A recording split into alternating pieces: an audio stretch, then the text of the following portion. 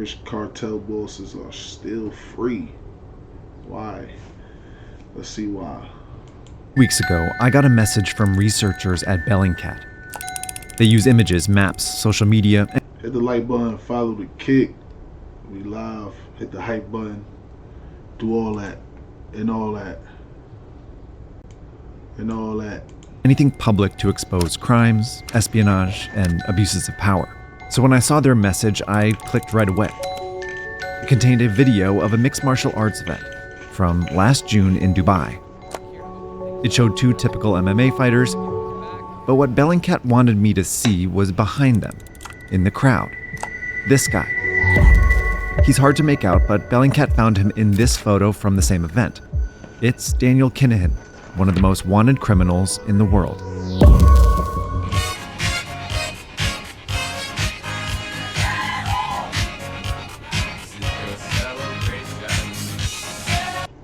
Stino! I remember, I think I did something on him before. I remember him. Okay, so this is like a newer version. Hola!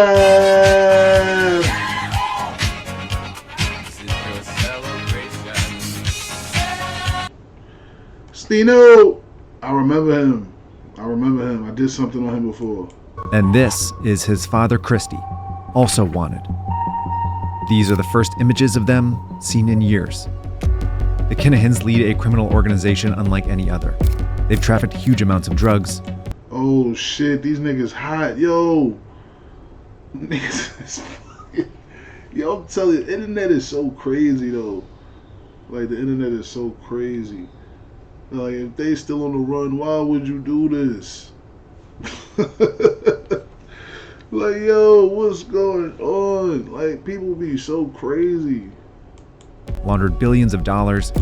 It be motherfucking fit. Like just people be just like need to be go do CIA or something, bro.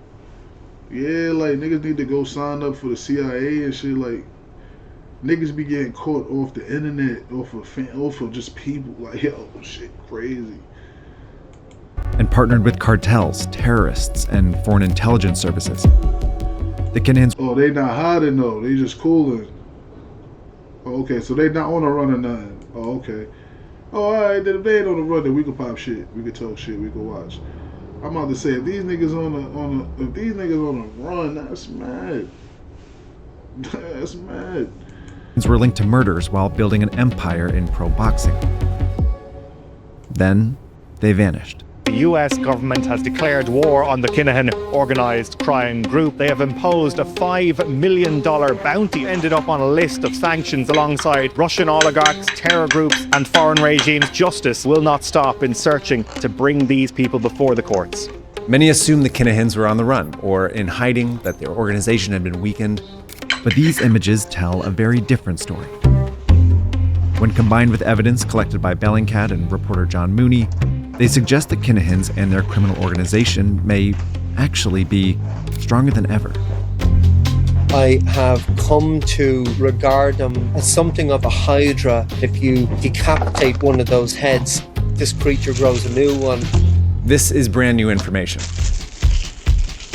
So I talked to the experts and designed a video to tell you what is the most incredible crime story I've ever covered and help you understand. Yes, Stino, they came through. Yeah, I got them, Stino. What these new images really tell us. So what makes the Kinahan organization so unique? How did they rise to the top of pro boxing? What are they doing out in public now? And will anyone ever catch them?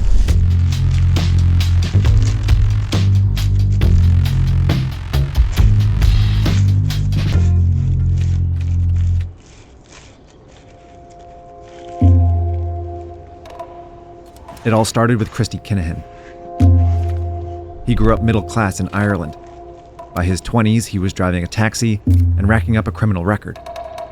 He was arrested for possessing heroin, for selling weapons, and for forging checks. Police considered him an ordinary criminal. But he's not your ordinary criminal. John Mooney's been investigating the Kinahans for over a decade. He's a highly intelligent individual. He speaks several languages, very good at making people trust him. And he was also someone that was willing to take risks and network. Around 2001, Christie was one of the earliest to sense an opportunity in Colombia, where cartels produce most of the world's cocaine. Powerful Mexican cartels were taking over their supply routes to the US, leaving the Colombians in search of new customers. At the time, Europeans didn't use much cocaine. But with the Cold War over, they were making more money, maybe enough to give it a try.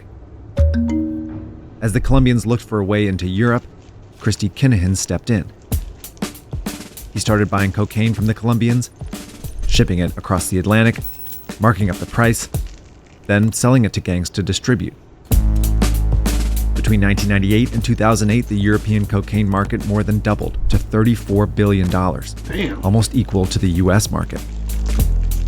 It made Christie's organization a ton of money, but it was dirty money. So Christie opened legit companies, like car dealerships and tanning salons, to launder his money through, and other criminals' money, for a fee. Christie built a new kind of criminal organization where one part sold drugs while the other shit. washed the money. By 2006, it was among the biggest in Europe, and Christie was worth over $500 million. Damn. He moved to Spain with his sons and put Daniel in charge of the drugs and Christopher Jr. in charge of the money laundering. Damn. I ain't gonna lie, I've been watching so much cartel shit lately. Yeah, it's crazy. I've been watching so much different. The fucking Ozarks, the Narcos Mexico. Yeah, I've been on mad cartel shit the last couple months. Sopranos, mafia shit. Yeah, we've been on all kind of shit. This trio used violence. You know what they say though?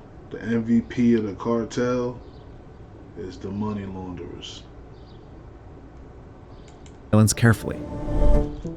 They understood that if you engage in street level violence, you'll inevitably attract unwanted attention to yourself. So part of their modus operandi was actually just to sell drugs and keep away from everything else. But they did order the murder of several Irish gang members. And when an Irish criminal was killed in Spain in 2008, the police started looking into the Kinahans. In 2010, police seized properties, froze bank accounts, and arrested all three Kinahans. They sent Christie to jail, but didn't have enough evidence to charge his sons. It was Daniel's turn to add another head to the Hydra. Instead of competing against other criminal groups, he convinced a few to collaborate. They began partnering up to buy drug loads, which allowed them to place larger orders at a lower cost per ton. Then they chose between their respective routes. If police seized a load, they shared the risk. If not, they shared the reward. This group soon trafficked a third of Europe's cocaine, plus other drugs and weapons. It became known as the Super Cartel. But it was just one head of the Kinahan Hydra. It wasn't an organization that was cohesive or loyal to each other. Christopher Kinahan and the organization he leads were involved in multiple other types of criminal activity that these other members had no involvement in whatsoever. In 2016, the Kinahans moved to Dubai, closer to an organization they laundered money with, called Hezbollah. A powerful Lebanese militia that also smuggles drugs and weapons. Hezbollah connected the Kinahans to their backers, Iran. Police believe the Kinahans all these niggas be having armies and shit. Like, all these cartels be having like armies and shit. Like, what the fuck? Murdered an Iranian dissident as a favor and tried to buy aircraft for Iran's armed services. The Kinahan organization's connections to these state actors, combined with the scale of their other operations, put it in a league of its own. They exist in that netherworld between political power, organized crime, and hostile states and terrorism. There are very few criminal organizations like that in the world, and there are even fewer that are successful and have managed to evade detection. It's hard for me to overstate just how successful the Kinahans really were. By 2020, they were worth $1 billion. But one small part of their organization wasn't designed to make money. It was designed to make a reputation. Daniel Kinahan is very different from his dad. I think that he believed that he could sportswash himself. Making an episode of Search Party means going all over the internet, and that means I'm getting a lot more spam texts and emails. Thankfully, I've been keeping my data safe thanks to my subscription to Incognito. But we have down to you formed every they'll handle if you have been using port. Thanks. Shout Incognito. For this part of the story, I needed to talk to a boxing expert. So I called journalist Kieran Cunningham. Like, it's an excuse that's often thrown at me when I've covered this story over the years that people say, you know, boxing has always been corrupt. That's because it's very easy for anyone, including criminals, to get involved in boxing. It's unusual in the world of sport in that there's no overriding governing body. What people think of as a governing body is the alphabet soup of IBF and WBA and WBC, etc. Basically, they hand out belts. They don't really control the sport. Instead, an informal network of people control boxing. It includes boxers and their trainers, plus managers who represent them and promoters who match them with opponents. They all need licenses, but anyone can call themselves an advisor, like Daniel Kinahan. In 2012, he co-founded a boxing gym and recruited a few fighters. It looked like a passion project. I'm told Daniel really had a talent for it. There are plenty of people in boxing who still speak highly of Daniel Kinahan. He has a genuine love for the sport and for boxers. But Daniel soon began spending millions of dollars to sign more than 300 boxers, plus trainers, managers, and a few MMA fighters. What Daniel named MTK Global soon became the biggest thing in boxing. I was looking to expand constantly. They paid boxers well and on time, which is unusual within the sport. But from what we've been told, it had that financial clout because it was being used to launder a lot of drugs money. MTK Global's best fighter was a 6'9" Englishman with a deadly right hook. Honestly, Ray, how much more can he take? Look at my son dirty. It is over. Tyson Fury. Tyson Fury won the world heavyweight title in 2015, then got addicted to drugs and retired. In 2017, Fury started training at MTK Global's gyms, wearing its merch, and letting Daniel manage his comeback. In 2020, Fury posted this video. Hello there, I'm just after getting off the phone with Daniel Kinahan. He's just informed me that the biggest fight in British boxing history has just been agreed. Get up there, my boy! It would come back to haunt the Kinahan. Tyson Fury, you fucking niggas up. You fucking niggas up. Because it launched Daniel further into the spotlight. In 2020, he negotiated 2 fights for Fury against the reigning world champion. He fuck Wilder up. Fury reclaimed the world title, then defended it. Boxing promoter Top Rank reportedly paid Daniel millions of dollars, even though he was just an advisor. By 2021, Daniel was one of the most powerful people in boxing. What's remarkable is that Daniel's criminal business didn't disqualify him, even after it spilled into boxing. In 2014, a rival Irish gang shot a boxer near an MTK Global gym, mistaking him for Daniel. They tried again at a weigh-in event in Ireland. They missed Daniel but murdered his friend. The Kinahans retaliated with a wave of violence that left 18 people dead. This was a huge... Niggas wasn't playing. Niggas, so y'all niggas, y'all gonna keep hitting at me? Them niggas smoked 18 niggas. What the fuck? Story while Daniel rose through the ranks of pro boxing. Often been a thing kind of a culture of omerta, both within boxing itself and within the boxing media, that you don't rock the boat. It was quite a lonely road to ask questions about Daniel Kinahan for a few years. But Daniel's rise in boxing did attract more police attention to the Kinahans. And around 2017, French police put malware on cell phones made by a company called EncroChat. It let them read messages from many criminal groups, leading them to the super cartel and eventually the Kinahans. European police have busted what they're calling a super cartel. Arrest took place in the middle of the night. Europol described some of those detained as high-value targets. In 2019, police captured a Dutch member of the super cartel. Then in 2021, the Italian and Bosnian members. Then the Albanian. It spelled the end of the super cartel. The Kinahans remained free in Dubai, but not unscathed. In 2022, the US government announced $5 million bounties and sanctioned 3 Kinahan companies, dealing a major blow to the organization. MTK Global folded, and the Kinahans went into hiding. So them niggas is wanted over here too? In the US too?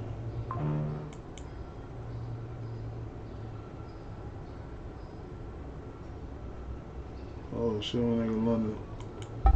For the next few years, journalists wrote that the noose was tightening around the Kinahans.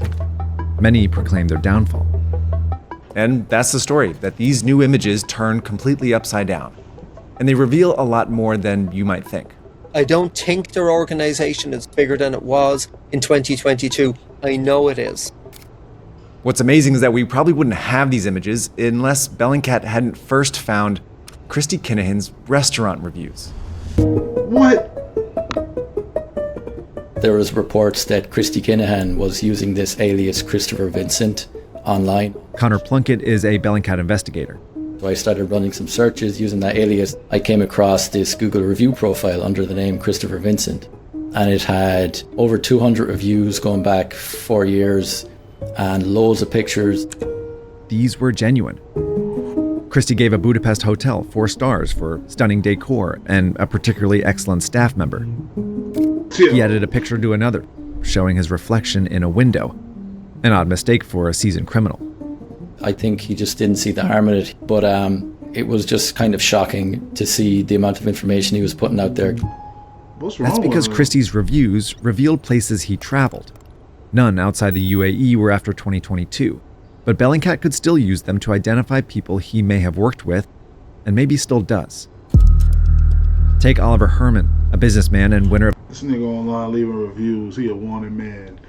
What's wrong with motherfuckers? Motherfuckers always do something stupid. Like, yeah, you might think a nigga smart all the way, but they some nigga always doing something dumb. The 2016 Munich Marathon. He was arrested with 200 kilograms of cocaine in Australia just over a year ago. John Mooney reported that Herman has ties to Christie, and Bellingcat found out more about him. Like many serious runners, Herman logged runs on Strava, thus creating a record of places he traveled. Bellingcat found he was often in places at the same time as Christy Kinahan. In 2019, Herman logged a run very close to the Amanzi Lodge Hotel, which Christy wrote in a review that he visited the next day. Bellingcat believes this might even be Christy there that day. Herman's next run was 3 days later in Dublin, Ireland. In 2021, Herman ran to and from a Dubai hotel. 3 days later, this photo was posted of Daniel Kinahan at the same hotel.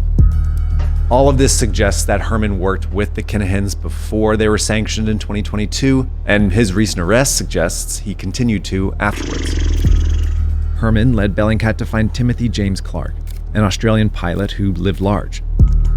Just last September, Clark died in a plane crash in Brazil with 200 kilos of cocaine. Police said the plane was modified for transatlantic. Damn.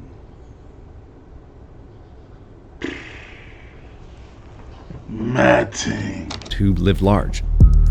Just last September, Clark died in a plane crash in Brazil with 200 kilos of cocaine.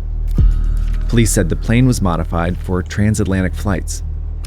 Bellingcat found that Clark was one of 8 ex-followers of a businessman named Adam Wood, who was a known associate of Christy Kinahan. Herman and Clark are clues that suggest the Kinahans are still trafficking drugs, at least between South America, Europe, and Australia. Meanwhile, John reports that the Kinahans took back control of the drug trade in Ireland, that the Kinahans owned a tanker that was used to illegally ship oil to Russia, What? Yo, and that they continue to create companies for money laundering all over the world. You could take a globe, you can give it a spin, and let your finger... Yeah, I ain't gonna lie. And they still free. They up. Them niggas up. Oh my God. pick out somewhere, and I'm pretty sure they've some operation in it. Meanwhile, Connor hunted for signs of the Kinahans themselves. He found this photo of Christopher Jr. and probably Christy in a cafe in Dubai in 2023. Then Connor used facial recognition software to look for Daniel. And this January, he found him. Nigga be in Dubai on vacation and be fuck around. You won't even know. You get into an argument with some nigga, so never know. on some ignorant shit, not even know this nigga fucking Irish cartel. Like, you feel what I mean? That's why you gotta just be out and just show respect, you know, and don't turn up on people and be respectful, cause you don't know who people are. You would never think you go into a cafe, you feel me, on some just having a bad day. Look at my fuck you looking at, be on some bullshit with somebody, and this nigga be a fucking cartel leader or some shit. You ain't got no clue. Your ass diluted. Yeah, you just gotta be, you know, just manners and respect all times, because you don't know who the fuck is who. I'm telling you. In a cafe in Dubai in 2023. Then Connor used facial recognition software to look for Daniel. And this January, he found him. The man seen next to him leads to even more information. Munir Lazez is a former MMA fighter who once competed in the UFC. He was represented by MTK Global and was close to Daniel Kinahan. Here he is just 4 days after the US sanctioned the Kinahans. I would love to thank my coaches and my brother Daniel Kinahan. Without him, I will never be the man who I am today. That man is a friend and advisor. He picked me up when the life had kicked me down. Are you aware that Daniel Kinahan this week was sanctioned by the US government because he, quote, sources large quantities of cocaine from South America? No, I don't know that. Until recently, Lazez is listed as a part owner of a gym called 971 MMA Fitness Academy in Dubai. And as Bellingcat found, a few dodgier companies as well. A database created by the nonprofit C4ADS showed Lazez ran 2 other companies that paid more than $80 million to purchase 2 oil tankers in 2023. The next year, the US sanctioned this one for loading products belonging to Iran's Islamic Revolutionary Guard on behalf of a company affiliated with Hezbollah. And this one for carrying Iranian oil. It links Hezbollah and Iran to a company owned by a man who's very close to the niggas out here playing with real money. This niggas out here playing with some real money, man. Kinahans. More evidence suggesting that the Kinahan organization is still growing, and the founders are thriving. They probably now accumulated wealth of about 2 billion. Like, that's not too bad for a taxi driver from Dublin and his 2 sons. And I couldn't help notice that the Kinahans are still linked to combat sports. Would you be surprised to learn that perhaps Daniel's involved in MMA now? If anyone thinks for a moment that they are not involved in those sports still, well, I think they need psychiatric care. I'm chilling, Ultimately, bro. the most important thing that these photos reveal is the Kinahans' mindset. They're in the front row of a public event in Dubai. There are cameras everywhere, and they don't seem to care. Meaning the Kinahans feel safe. The UAE government says it hasn't extradited them because there isn't a warrant out for their arrest. That's true, but is that the only reason? From the Emiratis' position, the Kinahans represent a business opportunity to them. They are billionaire criminals, businessmen, friends of states. They have contacts everywhere, and they're quite willing to look after those who are looking after them. And that is the true value of what the Kinahans built. An organization that does everything makes them useful to anyone. Criminals, businessmen, foreign governments. The Kinahans can act freely because they know that someone, somewhere, wants them free. And that's what makes it very, very hard to ever bring them to justice. They've many things against them, but they've many things going for them. I think it's completely conceivable that I could be here in 10 years still writing stories and investigating the activities of this cartel. 10 years. All right, thanks so much for watching. That shit crazy. Yeah, that shit crazy. That shit crazy. Niggas is up. And they popping that shit. And they got so much money, like, they'll fuck the economy up. They helping the economy. Leave them niggas alone.